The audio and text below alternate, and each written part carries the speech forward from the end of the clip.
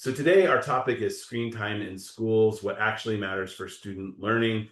I'm your host, Ben Cornell. I come from Edtech Insiders. We are a community of Edtech leaders and implementers. We have about 40% of our members are working at education and technology companies. About 40% of our members are practitioners leading school districts, universities, and other educational systems. And 20% are other, whether that's funders, whether that's policymakers, whether that's advocates, or even parent groups. I myself was a middle school teacher for 5 years. I've been a school board member. I've kind of done it all. And part of the work here is really just to connect the dots in our community around what's going on with screen time. Where is quality? Where are we lacking quality? What's our advice for those who are trying to navigate this unique moment in the field? And I've assembled an incredible panel of experts here. So next slide, please. This is our team behind every single webinar. Sarah, Sharon, and Jen have put all of this together. And also we have sponsors, Cooley, law firm in EdTech, Tuck Advisors, and M&A and Advisory. We also have higher education, which basically is a talent platform. And then we also, for this session here, we have asked all of our participants to come. They'll tell you a little bit about their organization, but just next slide, just so you've got a sense. We tried to bring in practitioner voice. Ironetta has led school systems and schools for a very distinguished career. Folks from the curricular side of the house, Ty is the Chief Impact Officer at Curriculum Associates. Ben, who specializes in policy, advocacy, and support. He's really the bridge builder between what policymakers are trying to do and what organizations in education are trying to deliver. And Erin Moat, who is a school founder herself, but also has a network through Innovate EDU of advancing what works in education across multiple fronts. And so I'm really honored to have the group here. I will say this is a spicy topic, and I asked our community members to engage fully, but also knowing that like any soundbite taken out of context can obviously like inflame a debate that has a lot of passion and energy about it. And so we hope that folks will try to capture the spirit of what we're doing here and try to help us move education systems to what works for students. So I'm going to start with our first question, which is really about the current state. Then I'm going to talk about research, evidence, and learning outcomes. And then we're going to talk about going forward, what should screen time and education with technology look like in the future? So for the current landscape, how would you describe how schools are currently approaching technology and screen use, and what stands out most right now? Given your experience, Ironetta, can you kick us off? Hi there. Thank you so much, and thank you for having me today. As you shared, my name is Ironetta Wright, and this is my 33rd year in public education. And so when I think about it, I think I've seen a lot come and go. I like to say I started when I was 12, for those that have heard me speak before, and have had the opportunity to serve in some of the largest urban school districts in the country. And I think about, the work that I do now, having transitioned from the superintendent role about 2 years ago. The work that I do now as a part of the Right Way Leadership Group, we're a full service consulting firm working directly with school districts around improving outcomes for students. So whether that's leadership development, whether it's professional development for teachers, whether it's supporting the needs in the classrooms and what we're seeing with students, curriculum support. So we do a lot of work around really what we're doing with partners and how that work with partners is really helping to further the academic achievement for students. Last year, this time, right around August, I wrote an op-ed and had an opportunity where I'd spoken with several superintendents around what was keeping them up at night. And at that time, one of the things that was keeping them up at night, because I want to say that it was active in about 44 states at that time, it was around the use of cell phones and how states were looking at using cell phones or not using cell phones or banning cell phones, and really some of the mandates that go along with that. When I think about where we are right now, it is, you're right, there are a lot of different opinions on it, and there are a lot of different thoughts about it. And what I would really like to elevate as a part of our conversation is really the conversation around what high quality instruction looks like, right? Directly around high quality instruction, and less about the specific vehicle. Because as we think about it, as we think about ed technology, the first thing that I hear as a part of that is I hear ed first. And as I think about ed first, it's how we make certain that we elevate instruction that's happening and everything else becomes a support for that. So the way that we think about navigating that and what that looks like is going back to the core, going back to what does high quality instruction look like? And I know that we'll talk about this at some point, but what does high quality instruction look like? And how do we build coherence around high quality instruction? And then what are the correct resources, the best resources to then use to support that? Thanks so much. So inspiring and so much to dive into. Ty, can you, from your perspective, how would you describe how schools are currently approaching technology and screen use in learning environments right now, and what stands out the most? Thank you, Ben. And I'll just say ditto to everything Irenetta's saying. I'm Ty Holmes. I'm the Chief Impact Officer for Curriculum Associates. We're a publisher that's been in existence since, I like to say, the summer of love, 1969. And I've had the honor really of serving educators and leaders in classrooms and district offices for a little more than 2 decades. And most of that time, I've been a parent as well. So when I hear the current screen time debate, I know it's not abstract. It's personal, right? And what stands out right now, I mean, the question that the educators and the parents that I connect with are asking is effectively, are we talking about what kids need? Right? Not just what they use, but what do they actually need? And I think that years ago, I think folks were mostly wowed by the existence of technology, right? Like just like it exists and it's in the classroom. And now folks are like, is this entertainment or is this effective? Mm, Right? hmm And everybody wants the latter. hmm Thanks so much, Ty. Aaron, let's hear your view on current state. Well, hi, everybody. Thanks for joining us today. I'm Erin Moat. I'm the CEO of Innovate EDU. We're an organization that is a house of brands, not a branded house. So we run large-scale multi-stakeholder alliances from the EdSafe AI Alliance to Project Unicorn to the Pathways Alliance.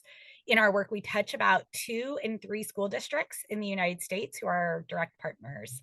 And so this is a topic at the intersection of technology, policy, and practice that every single one of those alliances, whether they're working on educator prep or data interoperability, is engaged in right now with our district and industry partners. And so I'm really excited for us to have this conversation. And I want to take 2 things from the previous speakers. One is I do think these conversations aren't just happening in state houses and in policymakers and in board meetings. They are happening at kitchen tables and at softball games across this country. And as a mom myself, I have a 8, just 8. I called her 7 yesterday and I heard it. She just turned 8, Claire, and my son Robert, who just turned 11. So 8 and 11. Look, I just did it again. So I have to think about this too. I have to think about screen time in my household, screen time in the classroom. What is happening? What types of technology are my students in classrooms, but also my kids being exposed to?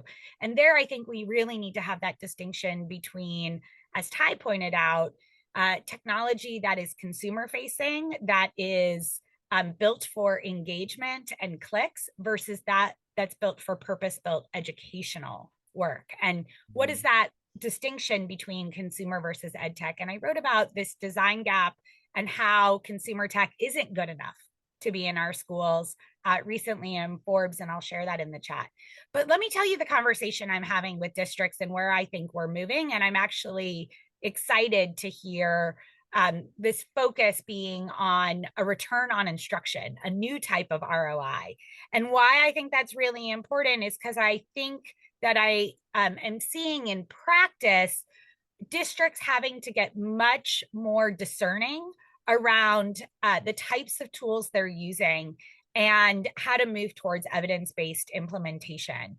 Ty made a really good point. What is this tech for? What are we trying to achieve? Is tech even the right thing to be doing in a different grade level band versus a subject area? I always use the tech is great for decoding. It's lousy for reading comprehension in the literacy space contrast. And so I'm seeing districts and states really move to do a couple things. One, sunset the shiny. So really audit and remove tools that don't show a measurable impact on student outcomes. They're doing that through things like outcomes-based contracting, but also using tools and systems in order to look at what is being used and not being used in their districts and states. And then, frankly, I see a clarion call happening to the vendor community, asking them for receipts. What is the independent research or district-specific data they have on effectiveness of that tool for that specific problem that the tool is claiming to address? And if you don't have a logic model, you don't belong at Edtech. And so I think we really need to be prioritizing evidence here of effectiveness and implementation in the work we're doing. And I see districts responding to that call. Awesome. So much rich insight there. Thank you, Aaron. Ben, let's hear your take on current state. Sure.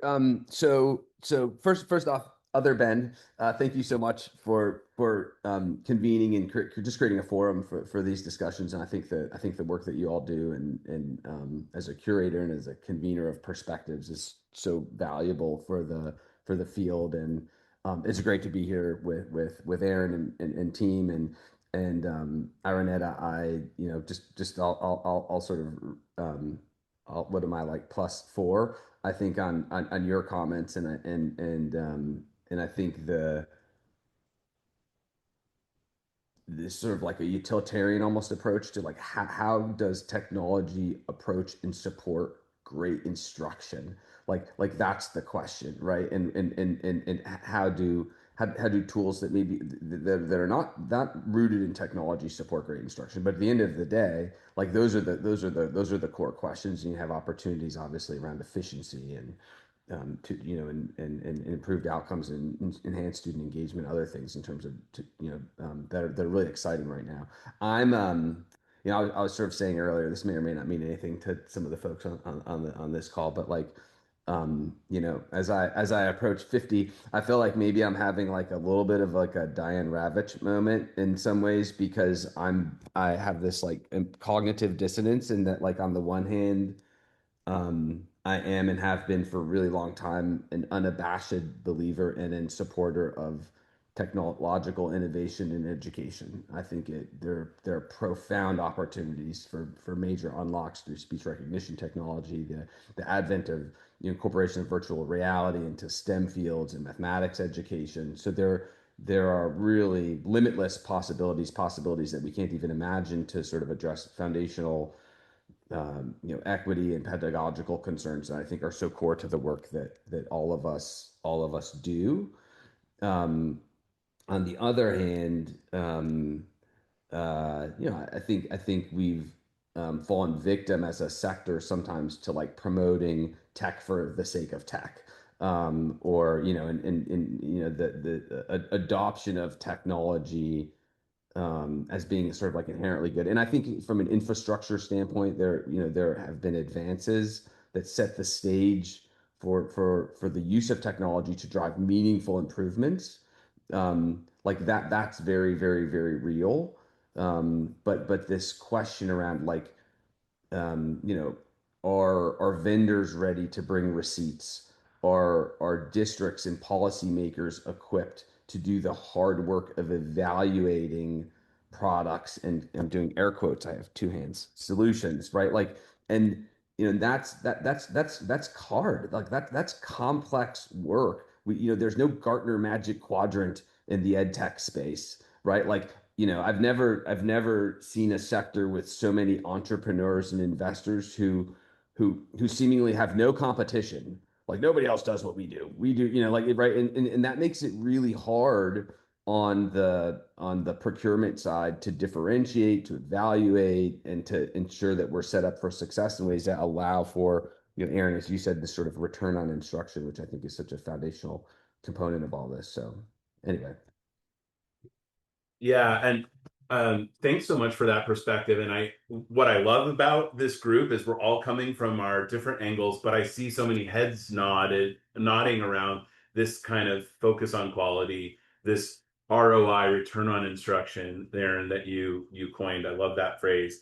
Um, Before we jump into where we're going next and what does the research say, I think it is important to note that we are in a state of play where 36 bills exist across a number of states where there's active legislation.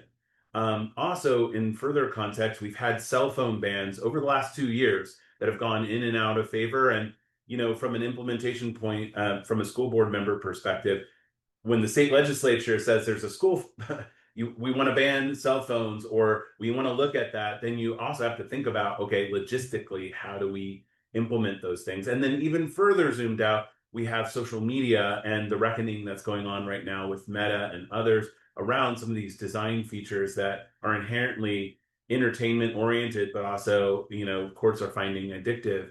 And so really this kind of flight to where's the educational quality, what is the coherence in our system, seems to be a big focus right now. And actually, the good news is in the legislative sessions, we've moved from blanket bans to much more thoughtful approaches around intentional instructional time. At district levels, we've also seen Denver public schools ban ChatGPT, but adopted Magic School. So that this idea of it being all or nothing, I think the idea is moving towards instructional purpose. So with that in mind, the question is, how do we determine what works? How do we as educators, implementers, and parents understand what works and what doesn't? What is the current state of play with the research? And, what is your advice when you're talking to folks who have to implement this? I'm going to go ahead and start with Ty. You're Chief Impact Officer, and you also have this purview of a massive number of districts. How do you think about the research, evidence, and learning outcomes? So a few things to that, and I also want to say to Ben Wallerstein, as you approach 50, on behalf of someone who's crossed that mark, don't be afraid. But yes, everything hurts over here. So welcome. At best, technology should be a small, purposeful part of a much larger learning experience. And the questions that really guide our work and guide the educational partners' work that we have is the technology actually enabling educators to meet the wide range of student needs that show up in their grade level instructional classes? Is it making an actual impact on student outcomes? Is it helping in some way to enable students to participate in the grade level conversation? Is it giving administrators like what they need to make really tough, sometimes strategic decisions? And last but certainly not least, is you mentioned BK, is it proven to work? Does it have research behind it, right? And at iReady, we've got loads of it. Longitudinal studies, quasi-experimental studies, independent third-party studies, even studies from districts. And that's what our educational partners come to us collectively for. Love it. Aaron, you've been working with coalitions specifically on this issue of efficacy and EdTech. And we've come a long way, but we're still a long way to go in terms of what works and what doesn't. What's your sense of where we are, and what's your advice to educators who are trying to use research-backed, learning science-backed educational tools? Yeah, we've come a long way, but we are not far enough. So I'm going to just put that out there.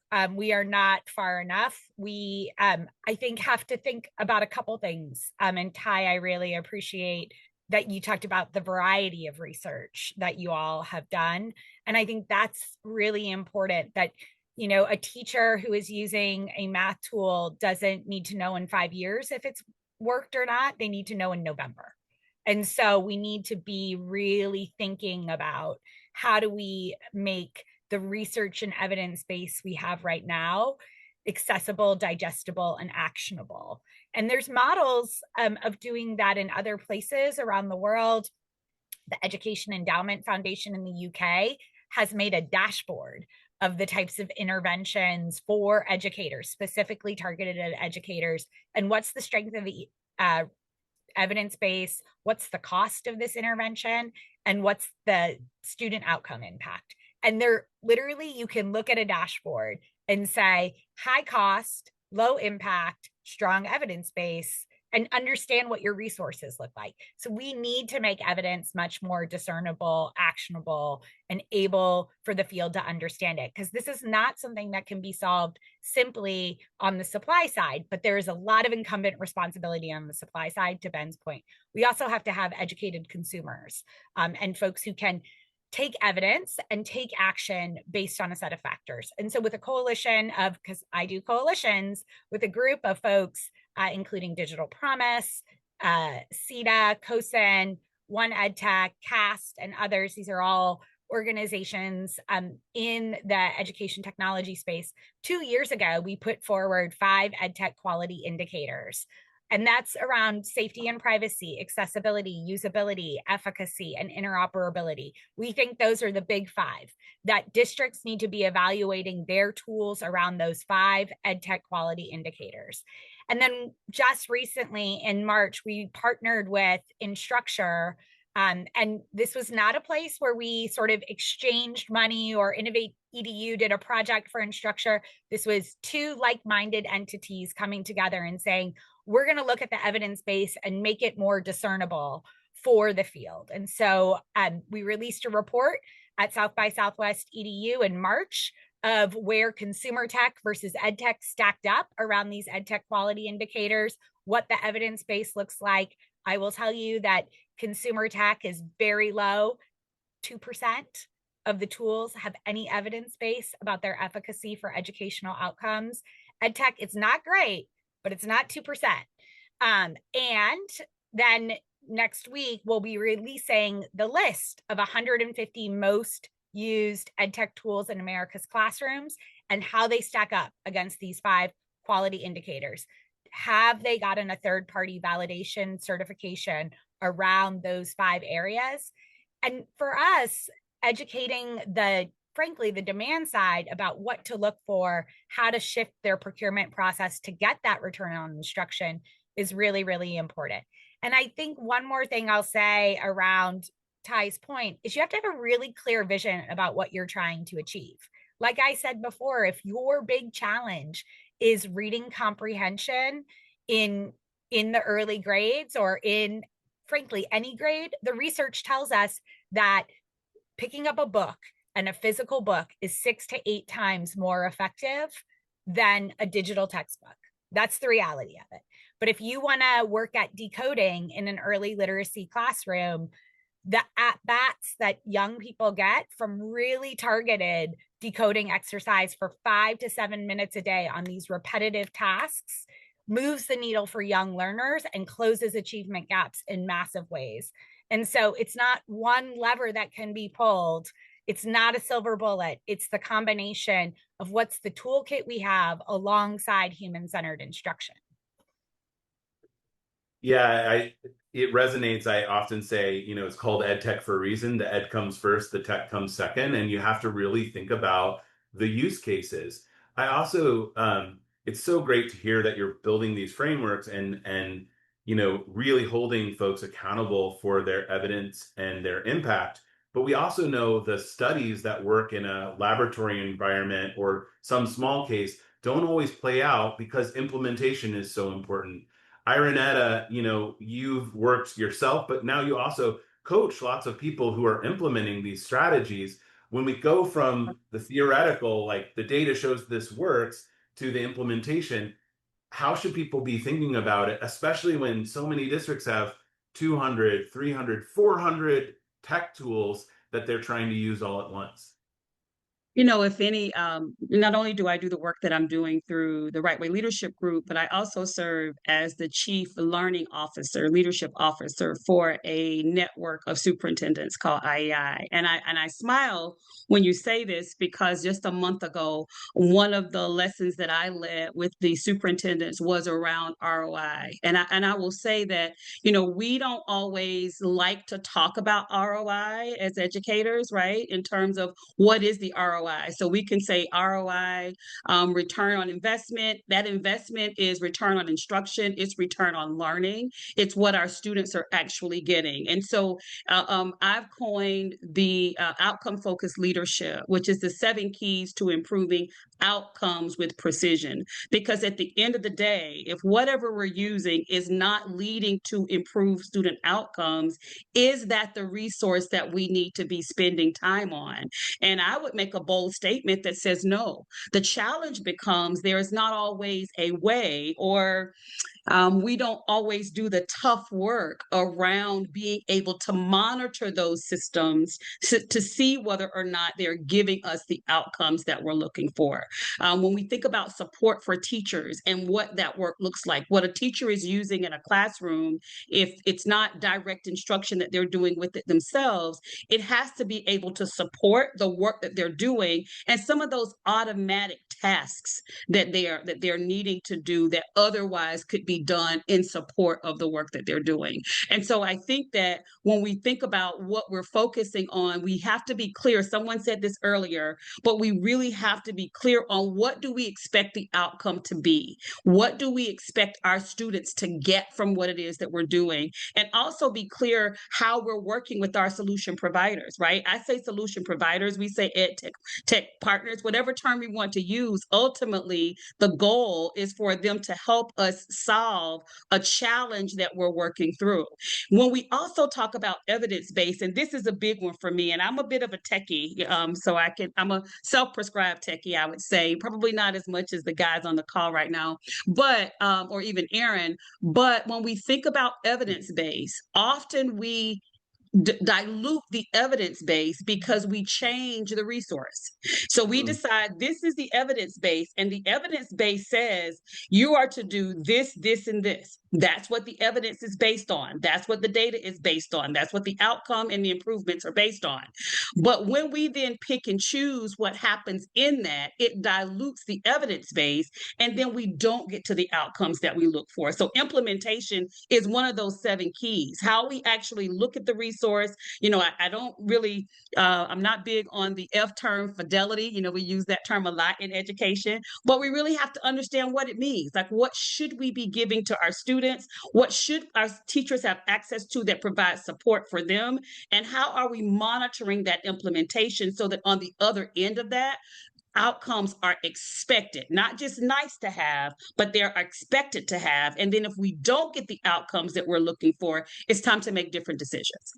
Mm-hmm, mm-hmm. And one thing that gives me a lot of hope is that in this era of AI, the ability to assess outcomes more dynamically, more rapidly, to take information from targeted interim assessments and actually say, is this working as intended? Is it not? And crunch that data. I think so many people focus on AI interactivity directly with students, but behind the scenes, there's so much that AI can do around efficacy, quality, and data that there's a whole new set of tools to understand whether your implementation is working well. And for those looking for good examples of that, high dosage tutoring is a great example where the evidence base is super clear that it is very, very impactful. But when you look at how it's implemented across a number of situations and products, what is actually high dosage tutoring actually gets really watered down often and is not, of course, then able to deliver the outcomes. Ben, you're looking at this often with people thinking of evidence and efficacy at the system level.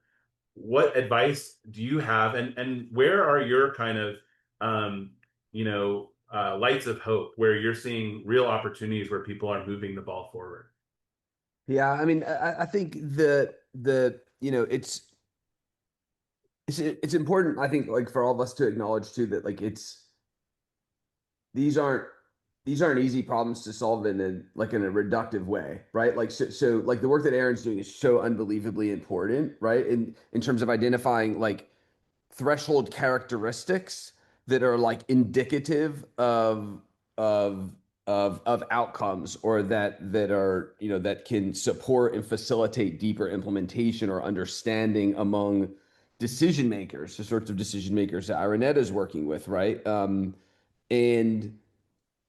but like, what problem are we solving, right? Like, you know, we have these like profound tensions, right? Like pedagogy is evolving. Like, you know, surely I'm the parent of a soon to be 15-year-old and a 16-year-old. Like the skills expectations are evolving.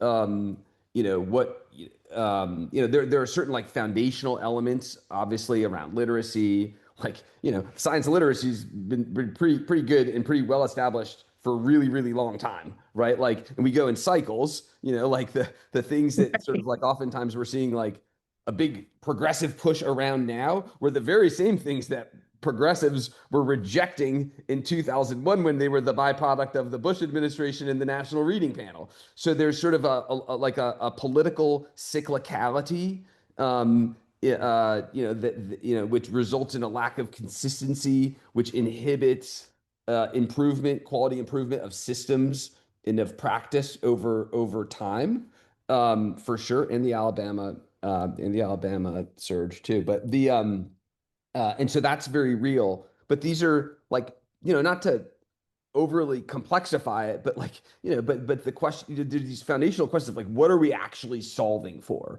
right? Like, you know, in the literacy context and mathematics, you know, like, do you think, you know, I think in some ways those challenges are simpler, which doesn't mean that the solutions are simple or easy to implement, but like we have some sense of whether it's like we're struggling with decoding or phonemic awareness or reading fluency or comprehension, and those are sort of discernible, and we have different sorts of interventions that can address and improve certain outcomes, right? And that's really exciting. But then again, you get into sort of like, you know, efficiency versus productive struggle. Like, where are we in terms of the zone of proximal development? I'm not an educator, by the way. My parents are both teachers. My sister's a teacher. I'm going to go to my dad's 80th birthday in a couple of weeks, and I'll have plenty of people who will tell me remind me why I'm the least qualified person to talk about any of this stuff. So just to name that. But like, but these are really sort of like complex challenges, right? Like, you know, if my kid's writing a paper about LEV cells night and they use AI to pull a quote rather than like flipping back through the book to find the passage that they wrote, does that actually undermine their ability and willingness to process the text? You know, how do we think about note-taking skills, you know, in annotation, right? So like, what are we really trying to do here? You know, right? Is I think a foundational question. And then the question is, what does quality instruction look like in relation to that objective? And then the question of, you know, of how and whether we can use technology to support those practices to achieve that objective, right? Like, and oh, by the way, like, you know, school district leaders, school leaders, educators, they've got like 7 other jobs going at the same time. And there's not a tremendous amount of transparency. And in fact, there's loads of obfuscation in some cases from the market, where there's a, you know, they're sort of forced to just trust a vendor, right? Like, or trust their study, right? And so all the while knowing, as you say, that like implementation, as one district, you know, matters, right? As one district leader told me years ago, like, I'll take a bad intervention implemented well over a good intervention implemented badly any day. And that's kind of sad but true, but it's also true of diet or, you know, any number of things, you know. So it's I'm not sure that answers. I do think that there's really exciting progress being made, right? Like the use of speech recognition technology to support, you know, observational assessment in the early literacy context, right? Like, I remember when we moved from clipboards and egg timers to Palm Pilots and addressed issues of inter-rater reliability to improve the psychometric validity of the results, to allow teachers to inform small group instruction. Like, that was really exciting. We've made a step change sort of ahead of that, right? Like that's the kind of thing that by the way, involves little kids sitting with computers in ways that probably freaks a lot of people out, right? Like it would be a shame if that were the baby that got thrown out with the bathwater, right? And so I think there's lots of bright spots, but I think that, you know, again, the context is really important to take into consideration when we think about how and where those manifest. Yeah, it sounds like there's broad consensus in our group really around the screen time is the tip of the iceberg. Underneath the surface of the water is what are your instructional and academic goals and aims, and how do all these pieces fit together? And there's use cases where a tech tool is the right use, and there's use cases where there isn't. So Ben, when you go to that barbecue, or Ty, when you're seeing your family, or Aaron, when a friend who talks to you about your two kids says, when should I use screen time? When should I not? I know we can't be too reductionist, and we also can't give them the whole history of pedagogical alignment. What is a rule of thumb that you would share with people of when is screen time appropriate and when is screen time not appropriate? Do you have any advice on that? And My this is open for 15-year-old the daughter, by the way, has loads of advice on that. Like she could, no. I really don't. I really don't. You know, and honest, it makes me like I really don't. And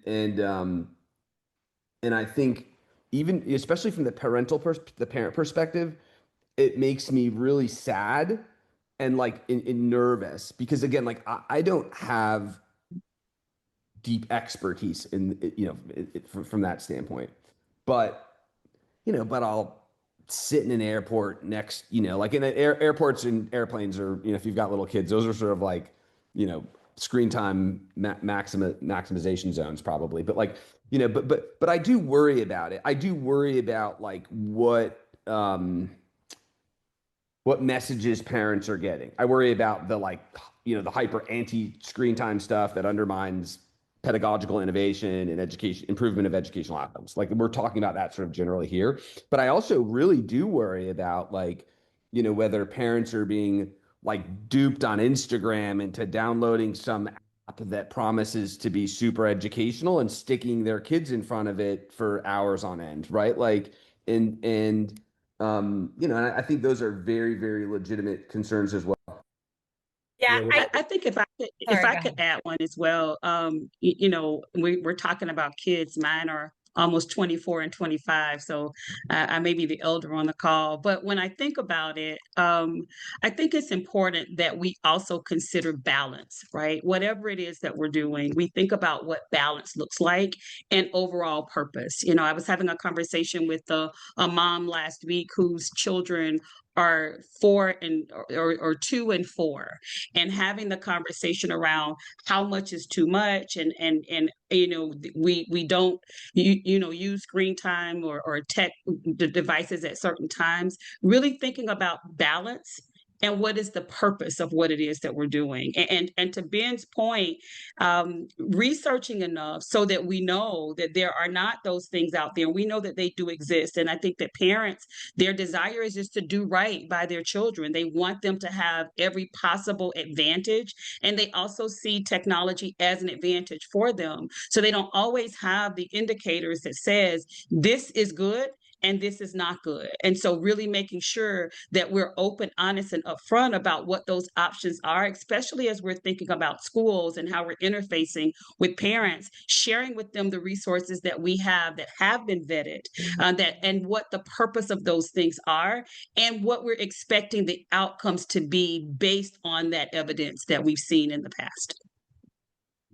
Aaron? Yeah, I will just say, like, I just wrote a piece called Chicken Nuggets to Chatbots because these are conversations I'm having with my kids over chicken nuggets. And these are conversations I'm having with, you know, folks in Congress about chatbots right now. And so they're not actually dissimilar. And I will, because I think as a mom, here's the thing I'm trying to do. And this is just what I would say to parents and educators is I'm trying to also equip my young people who are in my house with the ability to be critical consumers of technology, to be discerners, of whether or not they should be using the technology. I can't be with Robert and Claire every moment of the day. And for my Robert, assistive technology, because of his dyslexia and dysgraphia, is the way he accesses really critical content. And so I just want to also bring in the access and opportunity to mention here, as a mom of students with disabilities, that so much of Robert, my child's education,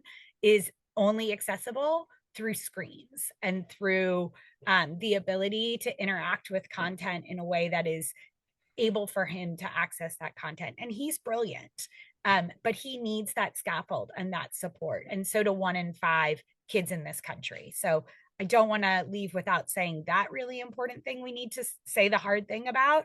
But also, we got to equip our young people to be critical consumers, to be their own advocates. You know, Ben's daughter has opinions because she's a critical consumer of the technology. And that's my experience, that as we build digital literacy, media literacy, AI literacy with young people and with educators, they will interrogate whether or not this is appropriate to use or not. And that is a really important thing we need to be thinking about and building towards. And, you know, if you're a parent out there who's struggling with this, let me just tell you, you're not alone. I mean, I'm struggling with this. Like, I have been working in tech policy for 20 years. I'm an enterprise architect by training, and I have this conversation with my kids and my husband and my friends all the time.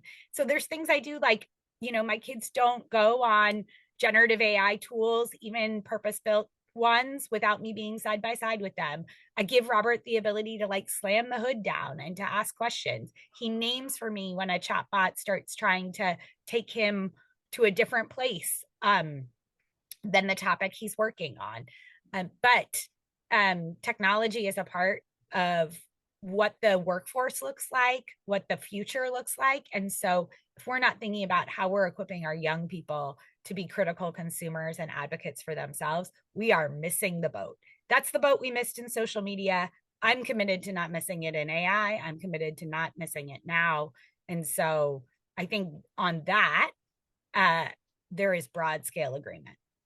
Yeah, absolutely. I mean, the only thing I can, add to that is the question that I ask is like, why and what for, right? When folks approach me, it's why and what for.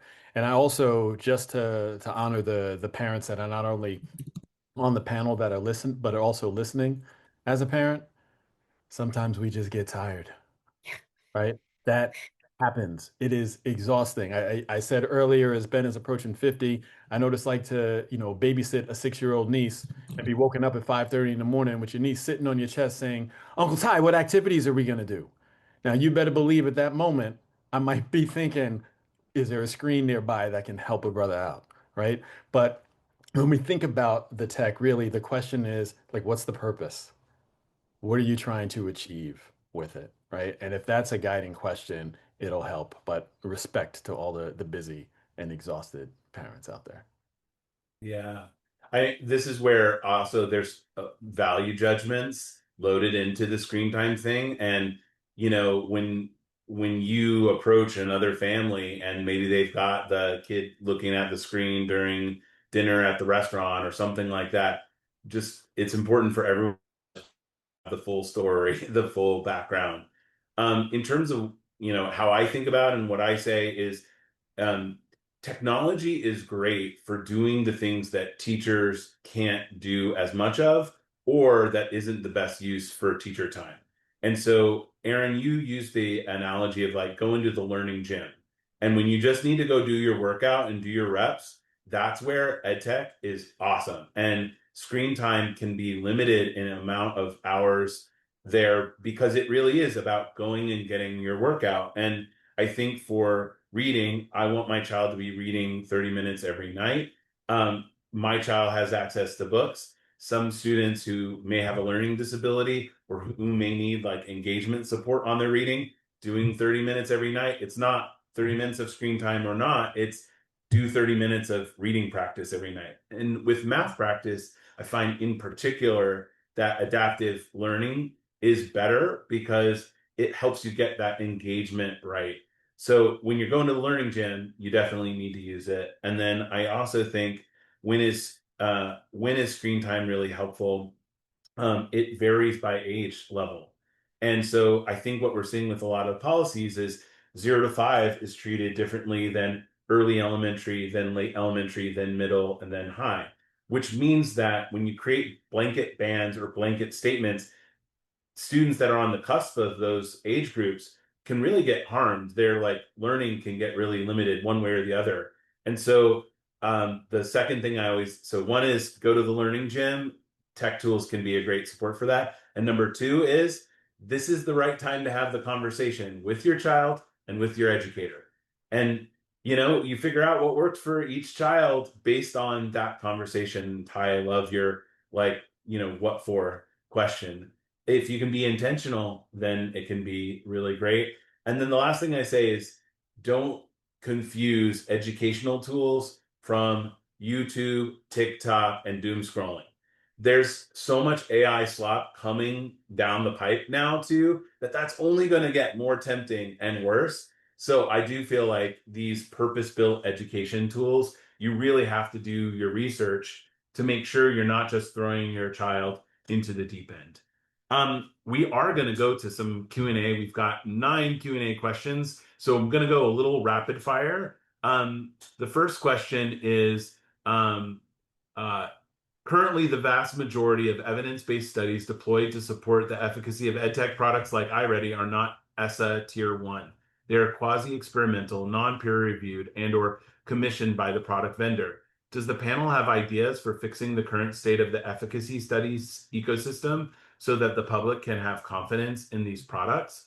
And another question elsewhere is also, are RCTs the only way we can prove efficacy, or are there other strategies? What does the panel think? Rapid fire, what are your thoughts? So I would dive in on a few things. One, in terms of iReady, right? It's been rigorously studied at scale. And yes, when you talk to researchers, like quasi-experimental studies are high value studies that researchers respect as far as in addition to longitudinal studies, third-party studies, and independent external studies that are actually performed by districts. With the RCT question, I know for us, like we would love to, if a district wanted to, do a random control trial study, like we would love to engage in that.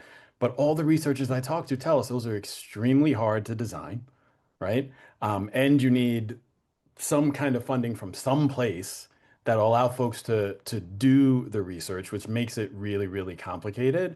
But the researchers, again, if you have quasi-experimental, if you have longitudinal, if you have data coming back from districts and even districts that are performing their own studies, that's the sort of the bar that our educators are setting to let materials into their classrooms. Ty, may I also add, and this is like not on the side of a iReady or curriculum associates person, but on the side of someone that's used resources. I think, from the leadership standpoint, what I find is after you look at the evidence base as well, the time that it takes to then do the RCT gives me more time to get students away from what they need that actually gets them to the outcomes. And so when I'm talking specifically about the follow-up to your question and the specific resource, just because in 3 different states, in 3 different school districts, and using a resource that you see is giving students positive outcomes, to think about a control group versus a not control group, when ultimately my goal is to support teachers and what teachers are giving students in the classroom, does that become the value add? And so I think from a larger perspective, it's something to consider, but from those that are practitioners, boots on the ground, trying to make sure that we're getting to positive outcomes for children, when you see the resource giving positive outcomes to kids, ultimately what you're expecting to happen is actually happening. So do you stop to see what's going to happen, if you do it otherwise? So that's just from a practitioner's perspective. Yeah, and I'll just say 3 things real quick. One, there's 4 levels of evidence in ESSA for a reason. There's not one, like the entire policy construct contemplates that there are different levels of evidence, and it's actually an evidence ecosystem, and that folks benefit from that variety of different types of evidence. And that's not just something that kind of came out of thin air. That's what we've seen be most successful in healthcare, in finance, and in other domains that are moving towards the type of evidence base that actually generates change. And it goes all the way back to Thomas Kuhn and the structure of scientific revolution. The second thing I'll say is I think there are really promising practices like outcomes-based contracting that are generating evidence really quickly around dosage and implementation and alignment around the why you're choosing a tool and whether or not it's moving the needle. And full disclosure, I'm on the board of the Outcomes-Based Contracting Center at Southern Education Foundation. So I want to make sure I make my disclosures. But I think the evidence around those means and methods to sort of look at, are we clear around what the intention are? Are we clear on the dosage? Are we clear on what the responsibilities are? Does this move the needle for students? And you're not going to get the full value of your contract if you don't deliver. Pay per performance really matters, and we do it in a whole other set of sectors. And the third thing I think I want people to really pay attention to is stuff that's happening both internationally and in some innovative school districts here in the United States, where they're looking at concepts of rapid cycle testing and Edtech test beds in order to accelerate the generation of evidence. Again, this idea that practitioners need to know by November, not 5 years from now, about whether or not this tool is moving the needle for young people. And so I really want us to be truthful about what the science tells us around what the ecosystem needs to look like. And I think we really need to push on, and I could talk about this for a whole other 2 hours, causation versus correlation. I think there's a lot of stuff that's happening in this debate right now that is being kind of lumped together, garbage in, garbage out, around like, what does causation versus correlation look like? So I'm going to just say that as a statement. We can do a whole other webinar around those two things, Ben. I could talk about it forever, but there's kind of some junk science out there, I think, that's really not driving the conversation in an appropriate way. Ben, and specifically, Ben, can you also talk about evidence and trust? Just because I think where this is getting to is like, can we trust the data that we're seeing to actually play out? And is it the right thing to be looking at all to begin with, right? Like, I mean, so we have like, academic standards for research that were never intended, like the terminology surrounding whether it's RCTs or quasi experimental, like the underlying. I didn't think we were going to get into quoting Kuhn, which is cool, but like the and Erin in a deck that I've seen her present uses this phrase, which I love, which is like sort of innovation happens and change happens at the speed of trust, right? And so like, I think the other piece is, and I'll give like a quick story. There's a technology company that I worked with years ago, really awesome product, well-researched, early literacy product. And they sold this product to a school district that wanted to sort of roll it out. And it was a digital product. As it turns out, like 3/4 of the teachers weren't using it. Like, they didn't set up their logins. They just weren't using it. Like, it wasn't it wasn't that it wasn't working. Like, they weren't using it at all. And it was very, very clear. By the way, that happens all the time. Like, and so what does the vendor do? Like, the vendor, high integrity, goes to the district and says, hey, like, you've got risk, we've got risk. You're paying us a bunch of money for a thing that you're not even using. So, like, you could give us a refund. Like, maybe the district leader's just like, I don't even know how we give refunds. Like, but like, let's figure out how to make this thing work, right? Like, and so they had this very, very deep partnership, like, which probably eroded their profit margins. Deep and deeper on-site professional learning in the flow of the superintendent got engaged in sending emails out at the site level, not chastising, but reminding, and just doing thoughtful work to drive adoption and implementation. But it all started with that candor, right? And I think, so this question, I think the assumption is like, if we bump up a couple of tiers in ESSA, then we're going to have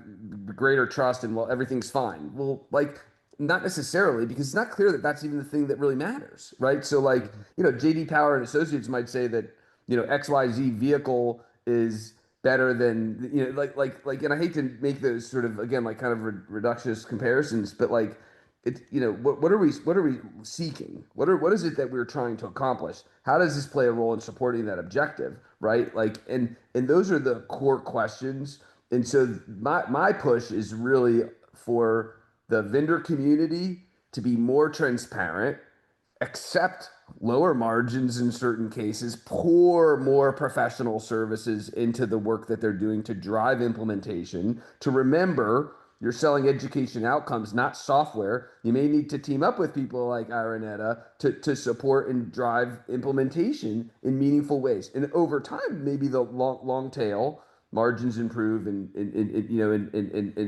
it starts to look more of like a software business model. On the district side, the question is like, if you don't know for sure, that research isn't going to give you the checkbox. Research isn't the answer, right? Like, because ultimately the obligation and the expectation is that we're serving the needs of children and educators. And so I think those are really, like Renetta said, it's hard work. It's hard work.